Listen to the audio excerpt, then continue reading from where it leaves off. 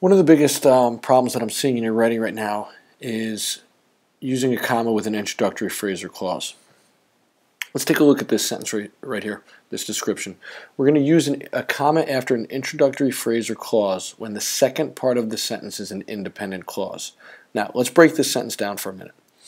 If the second part of the sentence is an independent clause or a full sentence, a sentence by itself, okay, that's the second part, then what we're going to do is we're going to use an introductory phrase or clause to basically introduce that main clause, that main idea. Okay, and we're going to separate those two with a comma. So in this example, at the end of the week, we will go to Boston. The main clause, the independent clause here is we will go to Boston, subject and verb, in that second part of the sentence.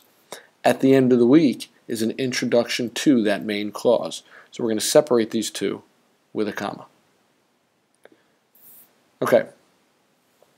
So there's a couple things to think about, a couple things to read for in your writing as you're trying to figure out whether or not you need a comma there. So there's three ways to check. The first way is to ask yourself if it starts with an adverb or an introduction word. Okay. So if it starts with an adverb or an introduction word, okay, you might have an introductory phrase or clause there. So words like before, beyond, after. If sentences start with those words, you might find that independent clause at the end of the sentence, and you might find that first part of the sentence is an introduction. Same thing with introductory words, except you'll notice that many times when those words are used at the beginning of sentences, the comma goes right after them. That introduction becomes a very short introduction. Okay? The second thing you're going to ask yourself is the second part of the sentence an independent clause. So you can actually go through and find that independent clause. You can find that short, simple sentence. And if you find that short, simple sentence and then you read it again, you might find that the first part of it is just introducing that independent clause. And probably the easiest and the thing that you'll wind up doing the most, especially as you get good at this, is if you read it out loud, do I pause right before I get to the subject and the verb?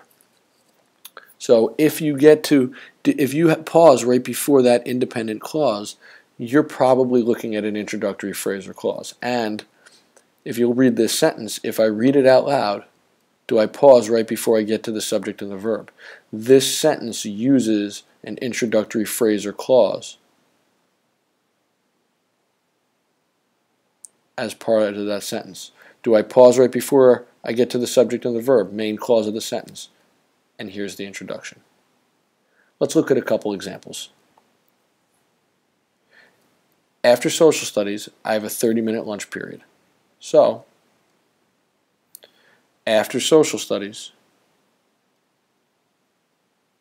is the introduction. I have a 30-minute lunch period is that main clause. So we separate it with a comma. If we win this game, we are in the championship. Same thing. This introduction is introducing this main clause. Now, you'll notice, okay, the repetition of that pronoun there. If you read this first part of the sentence is not an independent clause. The second part of the sentence is an independent clause. Okay, let's look at an example from the immigration narrative. When I was waiting in the terminal, I started to second-guess myself about going to America. Now, if you were listening to what I just said, you'll know you may have read that pause in just as I did. But let's first find the independent clause here. I started to second-guess myself about going to America. That's that independent clause. When I was waiting in the terminal is that introduction. So we're going to separate it with a comma. Okay, let's just go back really quickly to that last slide and take another good look. Does it start with an adverb or an introduction word? If it does, you might be saying to yourself, this could be an introductory phrase or clause. Is the second part of the sentence an independent clause?